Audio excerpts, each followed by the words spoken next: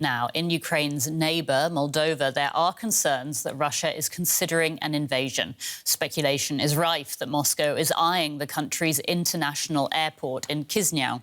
The Moldovan government has said it would blow up the runway rather than let the Kremlin capture it. Moldova also has a breakaway region in the east, that's Transnistria, where authorities are backed by Russia. DW's Max Zander went to a Moldovan-controlled enclave in this Russian-backed region and sent us this report. An hour's drive from Moldova's capital, Russian soldiers.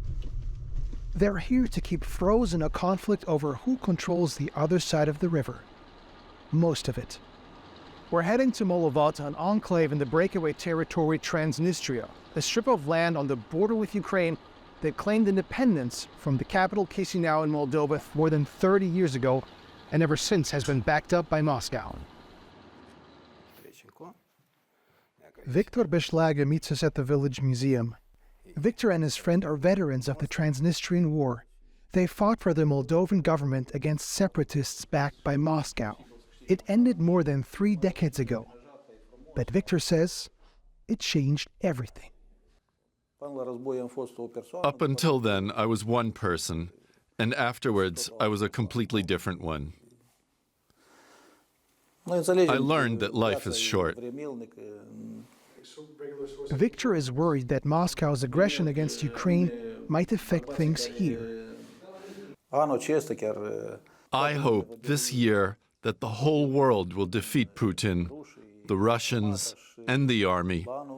And I hope that all these tanks and soldiers stationed here, including this ghost republic, will disappear.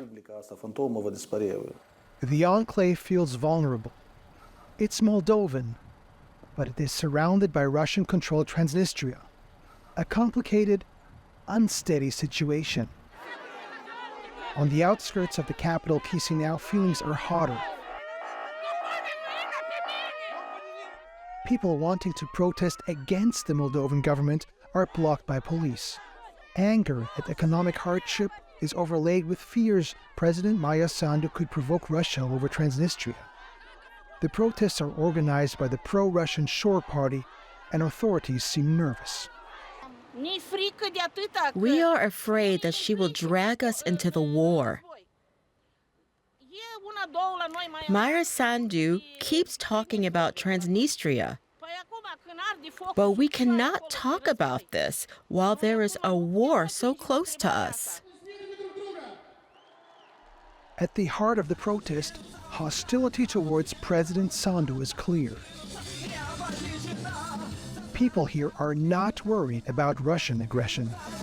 I've never been to Europe myself, but I've traveled to Russia, and I would say that in Russia, it's better because they don't try to harm us like the people in power do here.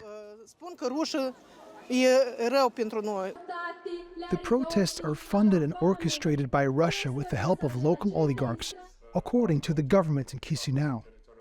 The Kremlin is using these fugitive oligarchs to try to destabilize the situation in Moldova, and they in turn are funnel resources to try to pay for these protests. I'm confident that we will be able to not only withstand this challenge, but also prevail and move towards the goal that Moldovan citizens have set for us in the election, towards European integration.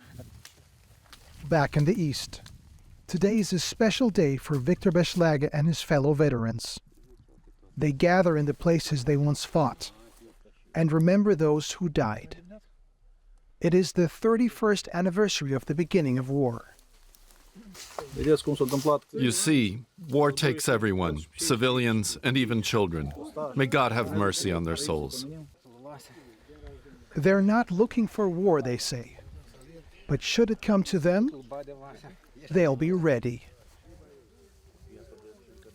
We can cross now to freelance journalist Diana Pope, who joins us from Chisinau, the capital of Moldova.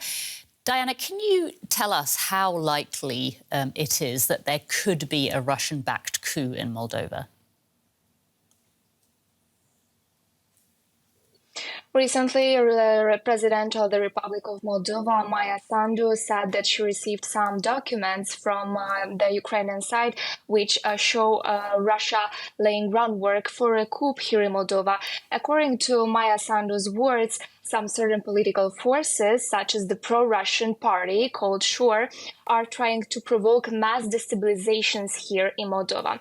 And as a confirmation of Maya Sandu's words, protests are going on every week or even twice a week sometimes. What is concerning is the information which came on Monday when about 80 young people were detained on the airport of the Republic of Moldova's capital, Chisinau, when they came back from Turkey, where allegedly they participated in some military trainings funded by this pro-Russian SURE party.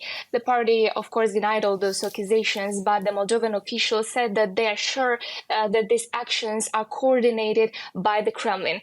And this happens because Moldova is still partially controlled by Russia. First of all, we had the breakaway region of Transnistria, which claimed its independence more than 30 years ago, and where Russia is still maintaining troops, as they call it, to pacify, but actually to maintain pressure on Moldovan authorities. We heard in our report people voicing fears about being dragged into the war. I mean, what about a Russian invasion? How great is the risk of something like that?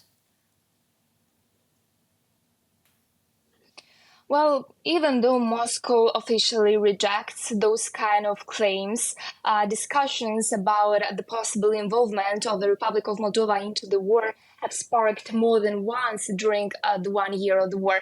The West said many times that if they don't support Ukraine and don't help Ukraine to win, then Moldova would be next. What is actually concerning are the claims of Moscow during the past few months when they said that Ukraine would be the one who is planning an armed conflict in Moldova, and to be more specific, in Transnistria. But our people look to the past claims of Moscow when Russia said something but then acted in a completely different way. Our people are concerned that Russia could be the one who is planning an armed conflict in Transnistria.